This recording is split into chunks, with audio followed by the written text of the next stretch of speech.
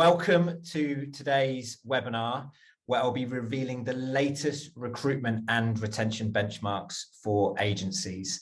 So for those of you not familiar with the work that we do here at WOW, let me give you a little bit of an insight as to where today's presentation fits into what we're doing in 2022 when it comes to benchmarking for agencies, because this is part two of a three-part installment of brilliant benchmarks and wonderful insights for your business. So this all started back in March, where we released financial and performance and client work benchmarks. We had a wonderful event in London that was streamed live, and thank you to everyone that helped make that event such a wonderful experience. Today, we release parts two, recruitment and retention benchmarks, and in July, we release our new business benchmarks. There's so much information here, so many wonderful insights that have the power to transform your business. We couldn't just deliver it in one single installment this year. We had to deliver it in three parts, and I'm really pleased that you could join us for this one. Now, for those of you not familiar with bench press, this story started back in 2012 when we began our very first survey of agencies. We only had 100 take part then, and since that moment, it has grown over the last decade to become the largest survey of independent agency owners in the UK. And every year, we share these incredible insights with you that have the power to transform your performance, give you the opportunity to benchmark your agency against the best, and make some changes that make a real difference in your world. And that's what I hope to be able to give you today. In terms of what I'll be sharing today, it's really just a tip of the iceberg. I'll be sharing some of the headlines from the full report, which you can get access to tomorrow. You'll be emailed a copy of the report as a thank you for joining us here today. And I can't wait to hear what you think when you receive those full insights. Now, today isn't really about benchmarking. Yes, I will be sharing some really interesting benchmarks, but really what today is about is helping you build a beautiful business. A business that is led with purpose, by people who care, that's guided by a clear strategy and is soulfully grown. That's what a beautiful business is to us at WOW. And that's what we help people do every single day. We are a firm of accountants that work with agencies, typically between 8 and 80 staff. And our mission, our purpose, what drives us every single day is to help you build your beautiful business. And these benchmarks are part of that process. What they give you is the opportunity to see what is possible, to show you what best practice looks like, and gives you the incentive and the opportunity to make that change. And when it comes to building a beautiful business, we all know that our people play a crucial role in that. I've been working in business for over 18 years now, running various companies. And what I can tell you for sure is, from what I've seen in my own experiences, when things are going well, it's because we've got great people doing a great job. And when things aren't going quite so well, it's because that's not the case. And when we look at our people and we look at the role recruitment plays, it's a really key role. And it's no surprise that recruitment right now is the #1 challenge facing agencies. It's really interesting to see how this has shifted. Traditionally, it's always been new business, but right now, our survey tells us that recruitment is the #1 challenge facing agencies. 74% are reporting that it is harder to recruit this year than last year. And it's also got a great deal more competitive. Pretty much everyone is recruiting right now. 86% of agencies under $1 million are recruiting. That's up from 76% the year before. And almost all £1 million plus agencies, 97%, up from 91 last year. So we're in a market now that is more competitive than ever before, and we're in a world that has changed. It has changed dramatically from where we were a couple of years ago, and there's lots of components of that changed. The first component is where we work has significantly shifted from where we were a couple of years ago. We asked a question in our survey, will you have an office in the future? And what we were able to do, thanks to the large number of people that take part, we're able to split the results into agencies above and below $1 million. Today, I'll mostly be talking or sharing some stats from the £1 million plus agencies. Obviously, you can get access to the results for the agencies under $1 million tomorrow in your inbox. But when you look at those £1 million plus agencies, will you have an office in the future? 82% yes, they will have their own office. 13% will use shared flexible office space. only 5% won't have an office. So it's really interesting that despite all the talk of actually working remotely, we can see that 95% will have some sort of physical presence. But here is where the shift comes in. We asked how often you expect your team to be in the office. So 95% will have an office, but only 1% will say that they are requiring their team to be in the office 5 days a week. That is a significant shift from where we were a couple of years ago, and certainly where we were a decade ago. If you look at some of the other options, obviously we've got the 5% that says we won't have an office at all, and 27% saying that it's entirely up to the staff how often they come into the office. Now, this is our first clue as to where there's an opportunity for agencies, because throughout this research, throughout the results that I'll be sharing, there are clues as to how you can improve your performance when it comes to recruitment and retention. And this is one of those clues, because one of the things that our teams are looking for is flexibility, certainly flexibility when it comes to where they work. And the more flexibility that you can give, the more edge you will have when it comes to recruitment. And this 27% certainly have an edge in the recruitment market, because what they're saying to candidates is you get to decide where you work and how often you come to the office. And what that is opens up the candidate pool quite significantly, because you're not then alienating those who want to be in the office a fair amount and those that don't want to be in the office at all. You're saying you get to decide. And, you know, I suppose there's a little asterisk next to that one. When I speak to agencies that are actually doing this, it's entirely up to them. The asterisk being, well, we do mandate once a month that we all come together for a team day to actually do some planning and communicate. So entirely up to them, with the caveat that once a month we all get together. But that shows real flexibility, and undoubtedly that 27% of agencies have the edge when it comes to recruitment because they're offering choice. Now, from a practical point of view, I completely understand why agencies are mandating either 3 to 4 days a week or 1 to 2 days a week, because if you work in a certain way, then clearly there are advantages to getting together and collaborating, and that's why there's agencies mandating 1 to 2 days a week or 3 to 4 days a week. But you know, if you're mandating 3 to 4 days a week, it's fair to say that you might be alienating those that really do prefer to work from home, and you will be limiting your choice in the jobs market. So that's something to think about when you are going out, because you're competing with other agencies. My goodness, you are competing. Pretty much every single person you'll be interviewing will be having interviews elsewhere. So it's a highly competitive market. You need to think about what can give you the edge. Now, not only where we're based has changed, but how we recruit has also changed. We looked at the percentage of agencies that are hiring remotely. So what we mean by that is they're hiring people not within a commutable distance to their main office. And we've been tracking this for a little while. Back in 2020, so in January 2020, we asked this question, less than 1 in 5 agencies were hiring people not within a commutable distance. You know, that was back when pretty much we all mandated that everyone had to come to the office. Now, fast forward a year, this is what COVID has done. 58% suddenly said, well, hang on a minute. We've been forced to work remotely for a year. We might as well carry this on to some extent. We're going to start hiring people not within a commutable distance to our office. That's risen a year further down the line as more people are starting to realize that this could be a viable way of working for them. It's now 71% of £1 million plus agencies are hiring people remotely. And how we recruit has also changed, because it's not just where those people are located, it's how we actually recruit. 99% of agencies say they have an element of their recruitment process online, and 22% conduct all of their recruitment online. So again, just over 1 in 5 agencies don't have any face-to-face element when it comes to their recruitment. And again, these agencies have an edge because they're able to be nimble and quicker and have conversations with people quicker than the agency down the road that needs to get all of the people in the office on the same day at the same time and has to be in office hours. And whilst that's going on, these more nimble agencies are going in, and at a time when recruitment is competitive, they're saying, yeah, we can chat to you in the evening, or yeah, we can bring everyone together online for a quick hour chat very quickly tomorrow.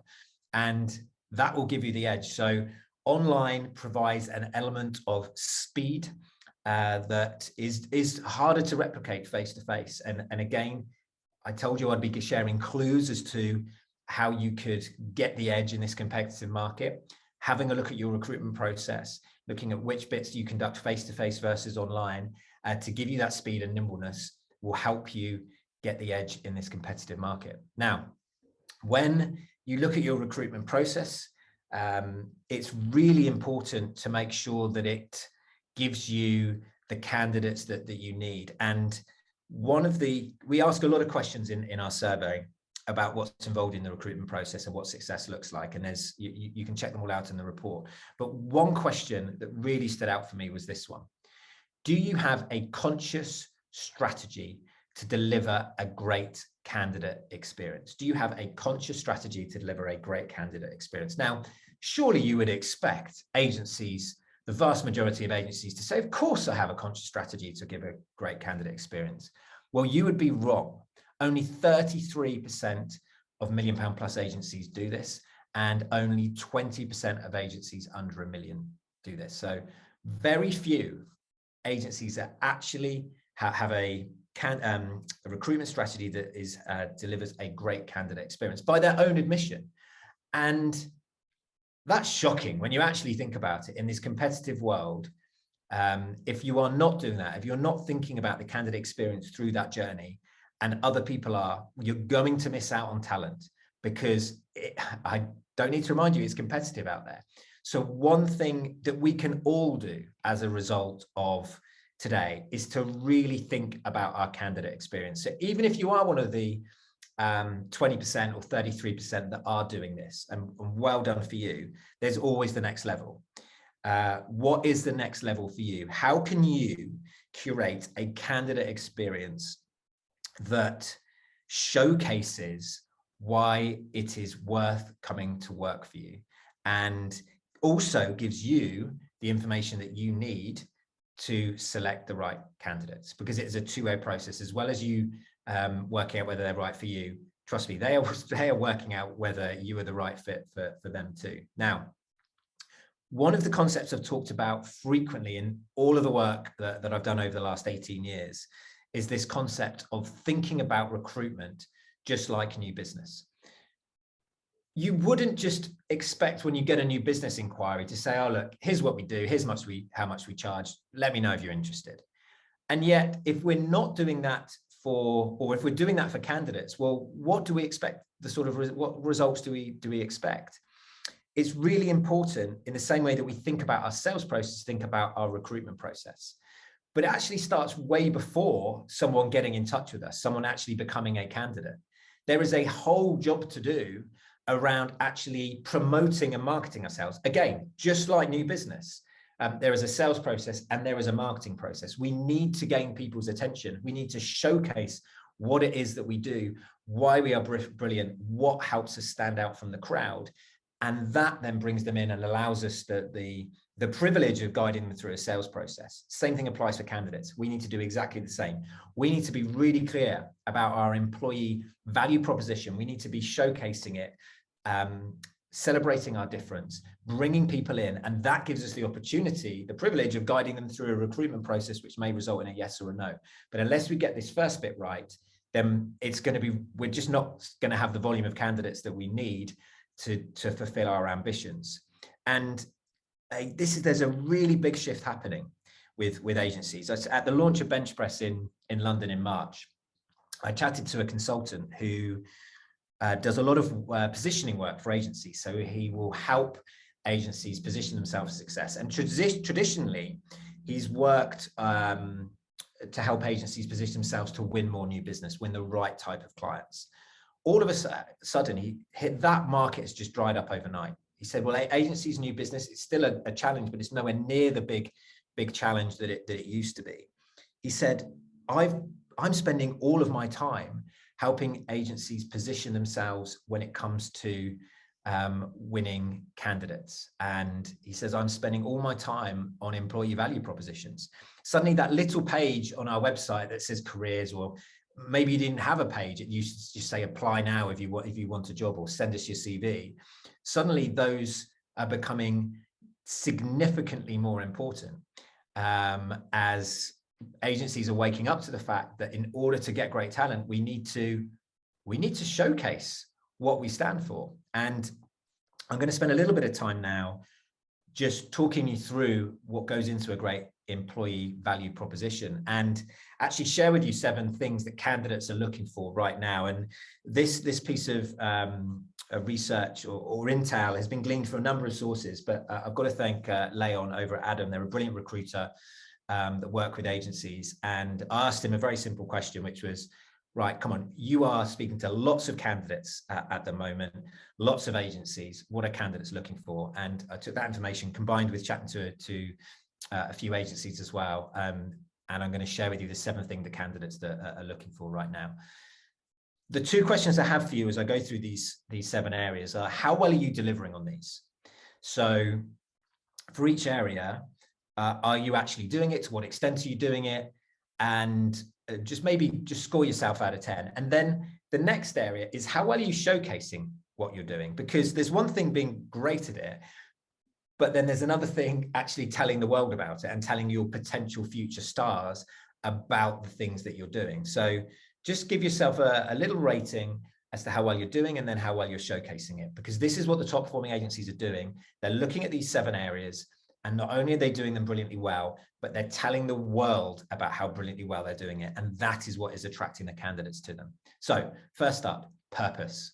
This is absolutely critical for candidates at the moment. And this doesn't just apply to the Gen Ys and the Gen Zs. This applies to all people of all ages. We all want to feel part of something. We want to feel that our time at work is useful and purposeful and is creating a positive impact. And if we as businesses haven't articulated what it is that why it is that we're doing this, that classic Simon Sinek video and book, if you've not seen it, then go and check it out. Start with Why, Simon Sinek.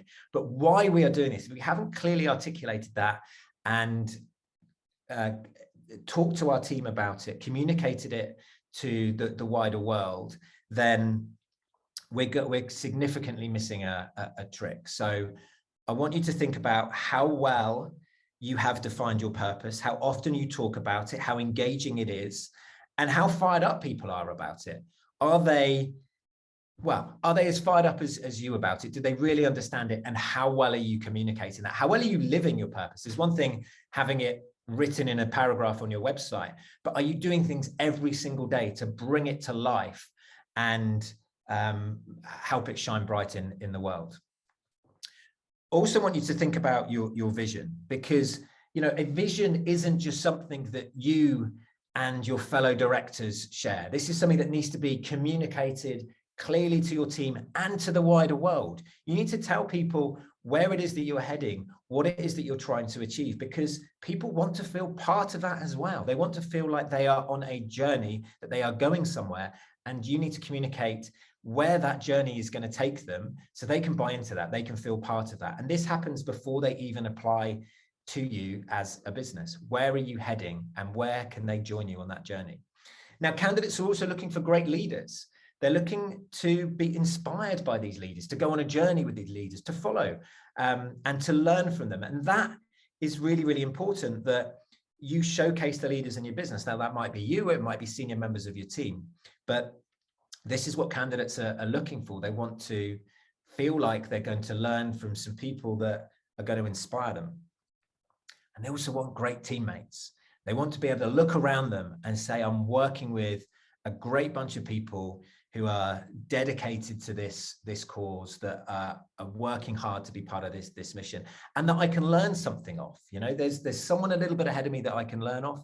There's people alongside me with different skills that I can bounce off, and showcasing that talent within the team, again, is becoming increasingly important. Beyond the quirky team pages where you're all pulling funny poses, well, how can each of you contribute to the next person that's going to join the team? How will you enrich their lives? How will you help them become better?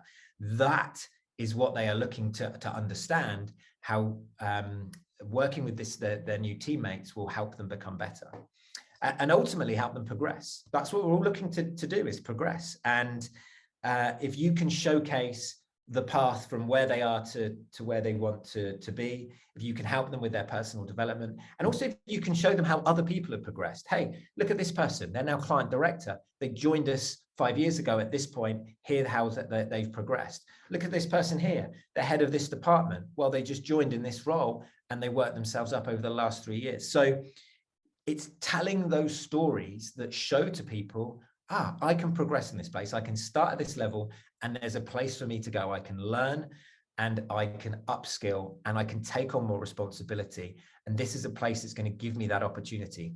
I'm sure that there's loads of people here that are doing all of these up to now really, really well. My challenge to you is, how well are you telling these stories? Are you going out there to the world and saying, hey, look at what we're doing here. Look at these incredible stories that are happening. I bet you're doing it for your new business clients. I bet you're out there with your clients' case studies. Well, I hope you are. We now need to do it for our team. We need to showcase the brilliant talent we have within our team, the wonderful opportunities that are available to people if they come and work with you. And as I talked about earlier, people are looking for flexible working. They're looking for choice and being able to make decisions about where they work and how they work, the hours they work. The key word is flexible here. The more flexibility you can provide, the greater edge that you will have, the more candidates you will be able to attract.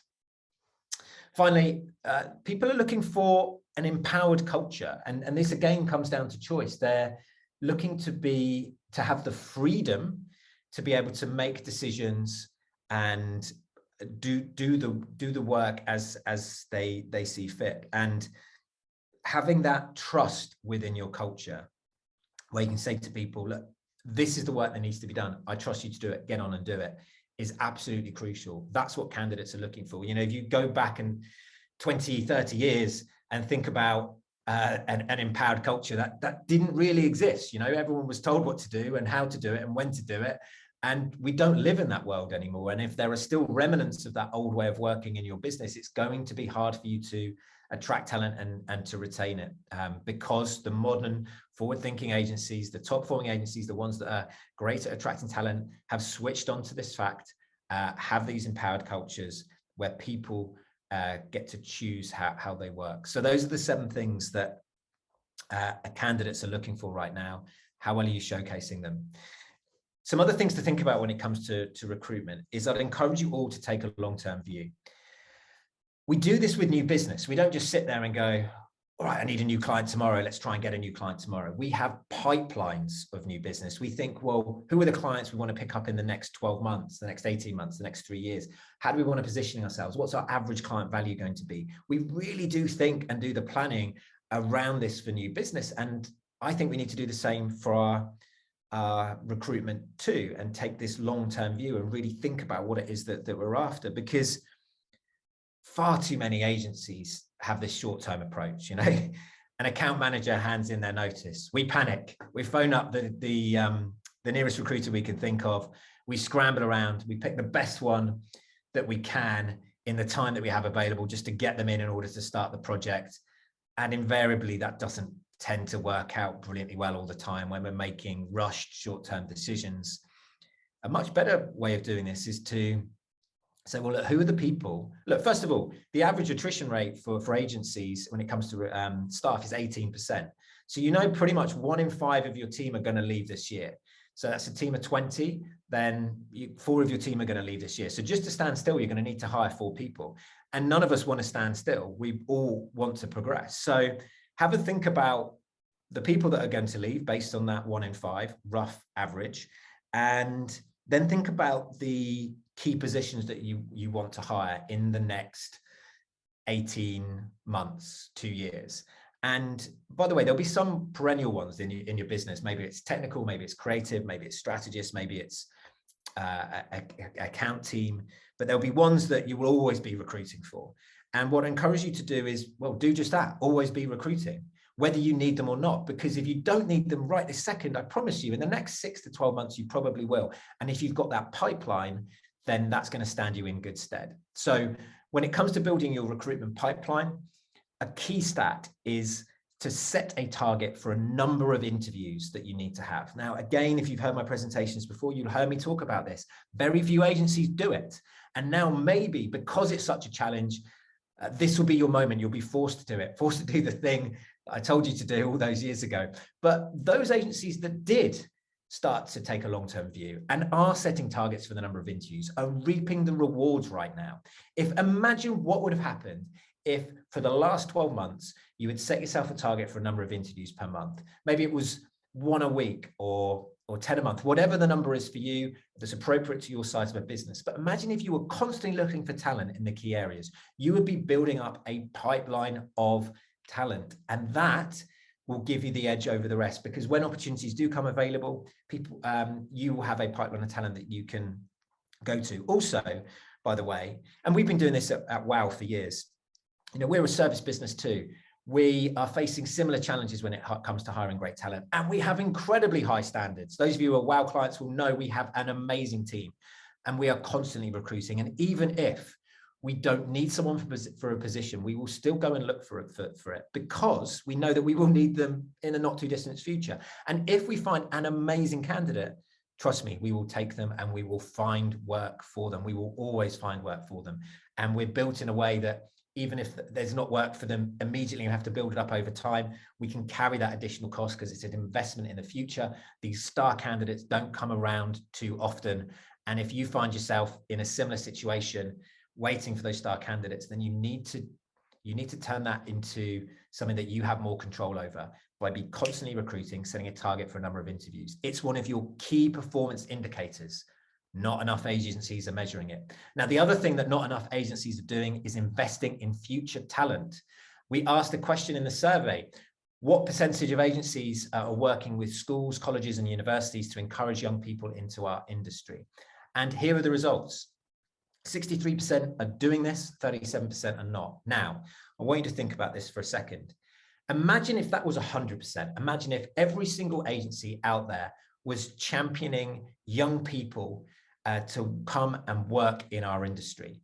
What would that do to the choice, to the number of candidates that we might have in 1, 2, 5, 10 years? And this is where the long-term view comes in, because we think about recruitment so short-term, and yet chances are most people listening to this will be listening to the webinar we'll do in 5 years, right? You'll still be doing this in 5 years. You'll still be looking for great talent in 5 years.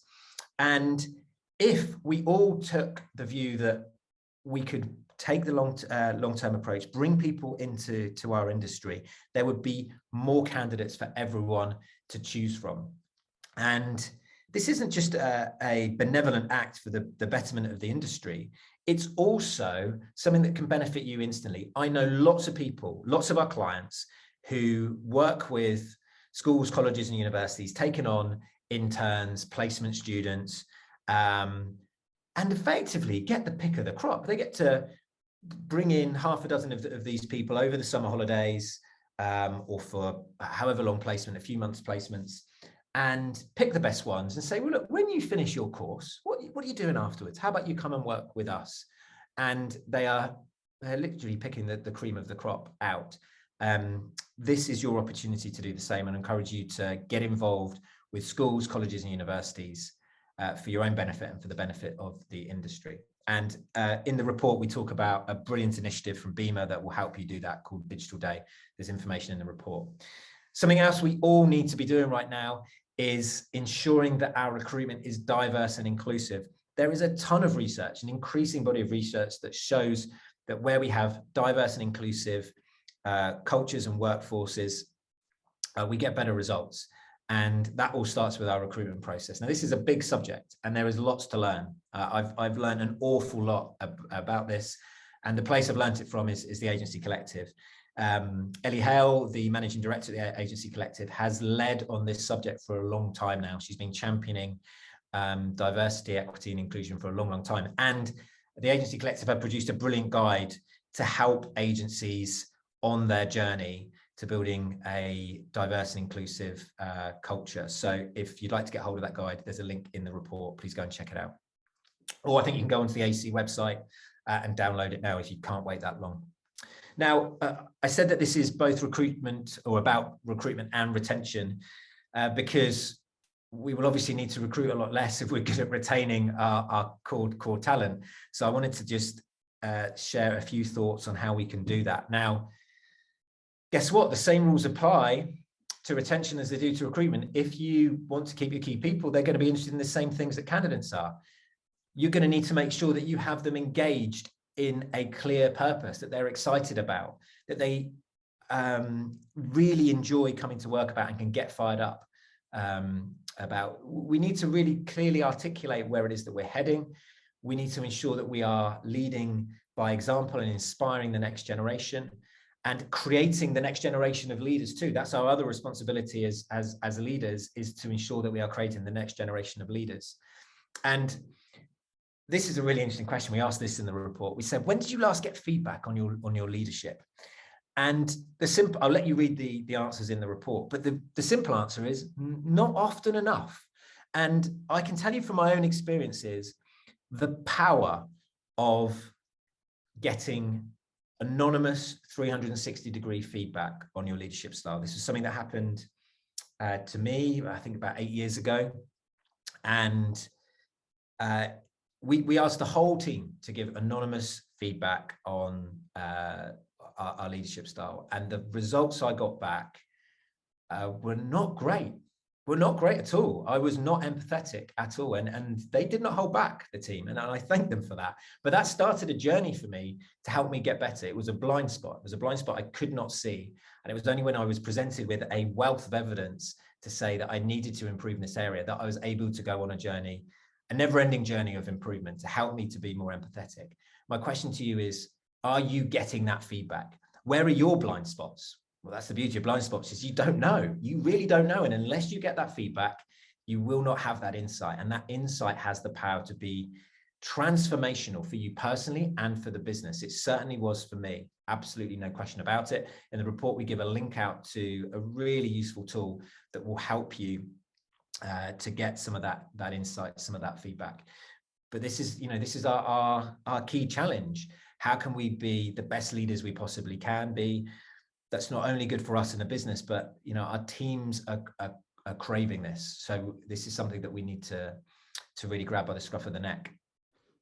Other things that we know that are going to be important: have we got the strongest teams we possibly can? Have you mapped out what your teams will look like over the next year or 2 or 3 to ensure that you are building the talent and the structure that's going to help you achieve your aims? Are you actively putting in place progression plans for your team, giving them opportunities to learn on the job, to learn from other people, to expand their comfort zones in a safe way?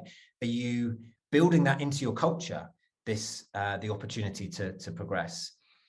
We talked about flexible working and empowered culture. And again, these are things that apply just as much to recruitment as they do to retention.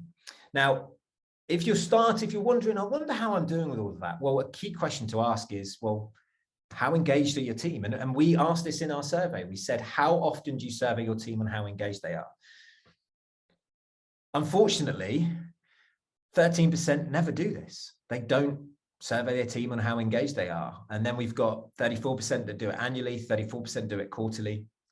And honestly, this is not enough. This is not often enough. Quarterly, annually is not often enough. This is where we need to be. We either need to be surveying our team monthly or more than once a month. And only 19% of agencies, so again, less than 1 in 5, are surveying their team on how engaged they are often enough. And that represents a huge opportunity for the 81% that aren't doing it to change that. Now, if you're a small team, that might mean monthly check-ins or weekly check-ins, however you want to do it, but actually just to check in formally on how engaged they are. If you have a larger team, there's some brilliant tools out there that you can use. So we at WOW, we use Office Vibe. We have done for several years now, and it's every couple of weeks a survey goes out that asks, that gives our team to assess us completely anonymously on the 10 key pillars of employee engagement. And we've got data now going back over the last 2 to 3 years that shows how we're performing against those 10 metrics, gives us clues as to where we need to improve. And it's a wonderful way for us to not just assess employee engagement, but to start a conversation initially anonymously, but sometimes they, people put their hands up and say, well, look, I want to waive my anonymity, and I want to say that this is an area that needs to improve. So it's a wonderful tool. I encourage you to take a look at it. There's another one that's very popular, Friday Pulse. That's a weekly survey that goes out, as you can probably guess, on a Friday, to assess how your team are feeling and how engaged they are. So there's two different ways of doing it. I hear good things about both of those, and maybe worth checking out if you want to be part of that 19%, hopefully an increasing number of agencies that are surveying their team and how engaged they are. Now, we're going to go to questions in a second. Please add your questions to Q&A. I can see that a few people have. I want to say a few words about remuneration in an inflation-fueled world, because an inflation-fueled world is the world we're living in at the moment. Inflation's at its highest level for 30 years. There's talk of it reaching double digits in the next few months. And it's really challenging times when that is resulting in cost of living challenges for certainly the lower paid members of our team. And it's not easy. It's not an easy one to navigate. I know a lot of agencies are doing something that I encourage agencies to do every 6 months, if not more often, which is to increase pricing. And not just incrementally with inflation, by the way. There's a whole pricing webinar I do on how you can sell the value, not time, that can not just get you a 10% increase, but hundreds and hundreds of percent increases on the price you charge. And I encourage you to check that out. What I want to talk about now is the remuneration side of that puzzle, because running a profitable business is absolutely critical to being able to fulfill your mission and your purpose. With whatever purpose you want to achieve, you will not get very far without profit. And making sure that you have a profitable business model is essential. And the fact is, if we all go and give 10% increases across the board year on year to our staff, then that's going to be very hard to keep pace with when it comes to our pricing. Our margins will get squeezed. And that is not a path that I would suggest that we go down. It's really important that we maintain those margins in order to build a sustainable and profitable business for everyone. But however, we do need remuneration has its place.